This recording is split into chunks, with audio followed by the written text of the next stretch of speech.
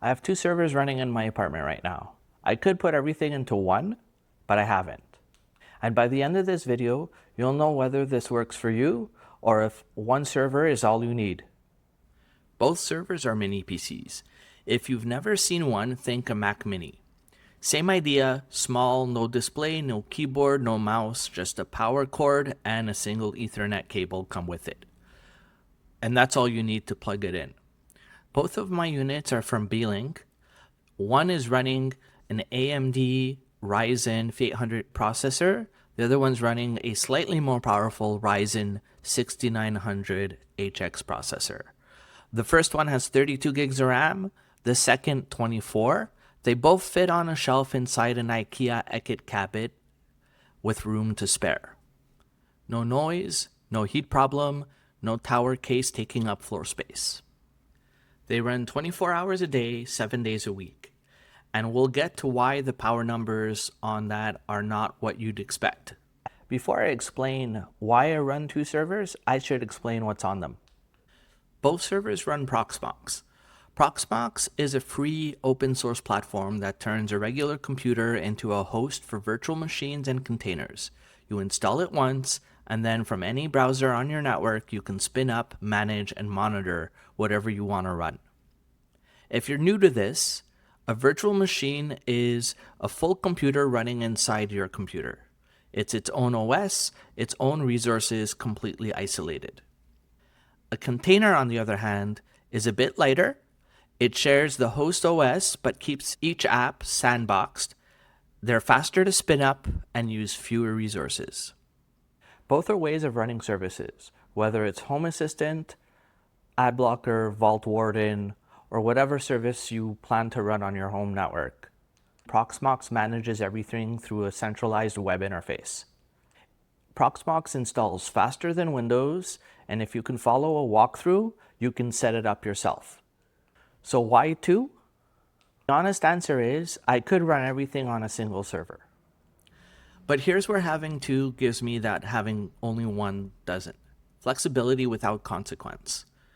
When both are running, I can use one as a stable production node where the things I actually depend on live, and the other as a test bed.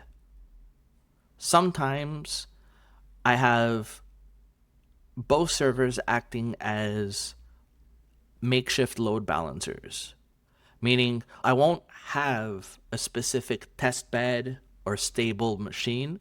I'll equally divide up my services among both. That's generally how I like to do it. If something breaks, I can delete it and start over. That's the beauty of having them running as containers. They're so isolated that it doesn't cause problems to remove one and reinstall it the way it can sometimes happen when you uninstall a really ingrained application. The things I care about keep running on the other machine. So if I need to rebuild one of the servers because there was a massive crash, I still have the second server where I can quickly stand up any essential services from the first server while I rebuild it. This gives me a lot more flexibility than if I were to only have one server. There's also a practical safety net. Having two servers means I can spread the load, not have to worry about whether one server is overloaded or taxed more than the other. I can spread my services equally around, or I can set up one to be dedicated to do testing. I can mix and match however I feel like it. This flexibility is something that I always strive for in my setups, and I found having two servers for myself made the most sense. If I ever have to decommission a server or re-image a server, I have the other server to move my essential services on. So there's another reason why I found it helped have two separate servers as opposed to having everything on a single one. It happens that from time to time, corruption can occur. I might need to reinstall a service or two, and I don't have the time or luxury of being down while I do that. So being able to quickly stand up a copy of that service on the other server while I clean up the first server makes a lot of sense for me. It's not quite enterprise grade high availability, but for my budget and my needs, it works. The other reason why I run two separate servers is wear and tear. By having both running at the same time, I can spread the load evenly, and that means that neither one is overtaxed, which would mean that in general, they'll both last longer. Obviously, you can't control hardware failures and all that, but in my experience, having everything split like this does benefit in the longevity of each device. Now here's the part that surprises most people. Both servers together idle at about 20 to 30 watts. So that's about 10 to 15 watts each. From a power perspective, that's pretty low. When I look at a standard gaming computer, which at idle runs at about 100 watts, we're looking at two servers running 24/7, taking up 1/5 the idle wattage. At peak, both servers combined run at most at around 100 watts.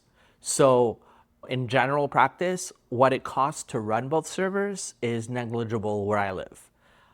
At idle, each server draws between 5 and 10 watts. When both are actively running, doing things, not just sitting there, I'm looking at about 50 to 60 watts combined. The theoretical maximum on both is 90 watts, but I've never actually seen it hit that. To put that into context, a mid-range PC idles at around 100 watts. Under load with a dedicated GPU, you're looking at over 500 watts, just for one machine.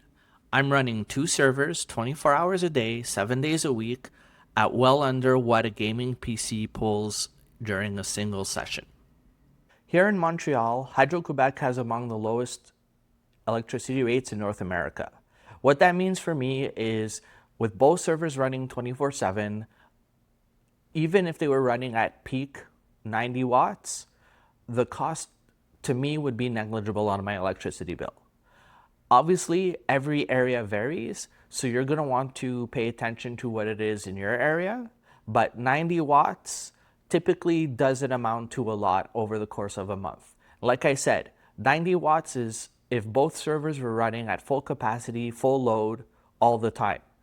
Most of the time, the servers I run at anywhere from 5 to 10%, even that's stretching it most times, because the services that you run tend not to be very high impact when it comes to the load of each of these machines. That's why I picked this solution. Two nodes, a couple of services running on each, the main one being Home Assistant on node 1.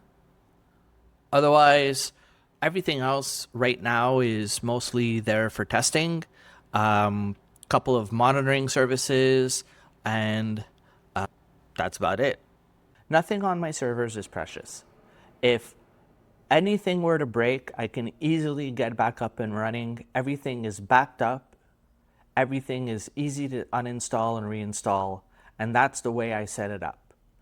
That's why I tried to set up my system at home to be as easy to get back up and running if ever anything critical were to go down. Is a system like this worth it for you? That's only a question that you can answer. If you're just getting started with home labbing and all you can afford is a single server, that's more than enough. 16 gigs of RAM, a decent processor, N150 from Intel, maybe a low-end Ryzen. Either way, you're still able to run about a dozen containers, no sweat. If you have an old computer lying around, an old laptop, you can easily set up Proxmox on it and use that to get started. Really, the point of having a home lab is to experiment, see what you can do, learn, and grow from there. If you're more like me and you think in systems, you want to experiment, having two servers is what made sense for me. I've tried going the single server route, and I keep coming back to two. While I could set up a third, have high availability, have much more redundancy, living in an apartment, I don't have the luxury of space the way that I would if I lived in a house. So this is my compromise. Two separate servers, allows me the flexibility I need without the overhead and room that a more complicated setup would take up. There's a full write-up on my blog if you want to know more. Links in the description.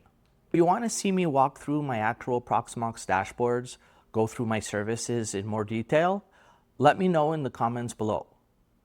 Subscribe if you want more content like this, just what I run and why.